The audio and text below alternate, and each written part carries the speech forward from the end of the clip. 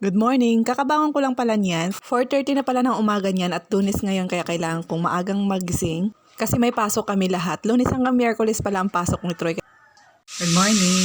Ngayon pala ay Lunes, February 5 na kaya kailangan ko ng palitan to. Alas 5 pala ako nagising at nagluto ako ng pritong tilapia at magisa din ako ng sayote na ulam namin. Late upload na pala tong video na to. Nung Lunes pa to kaya lang ngayon ko lang na-edit. Ngayon ko lang din na voice over kasi nga inamot na naman ako ng katamaran.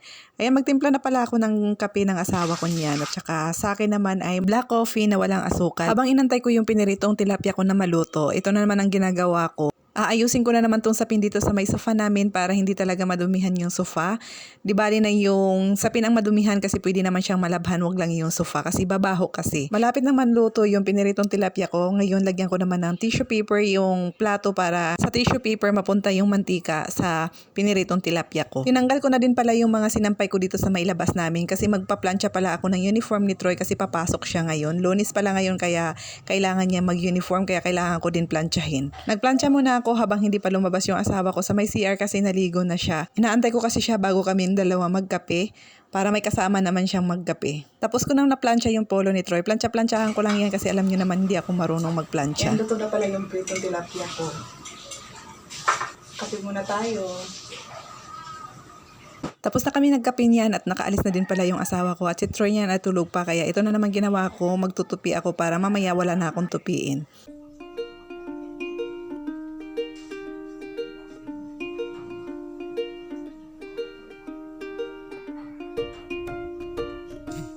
Bago ako mag-workout, ayan, iinom muna ako ng black coffee. Walang sugar ito.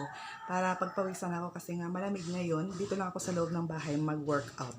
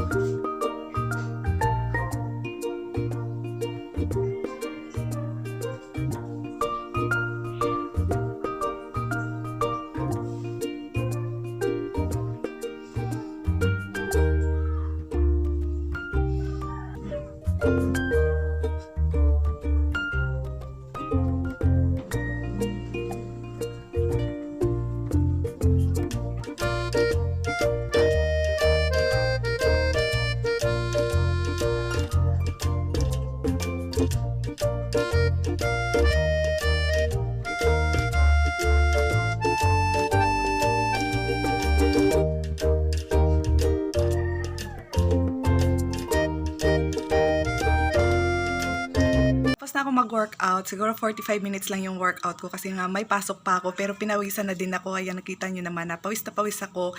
Kaya maganda na rin to sa katawan. Maya-maya nito maligo na ako kasi 7:30 yung pasok ko. Kaya kailangan maligo na ako kasi magsi-7 na.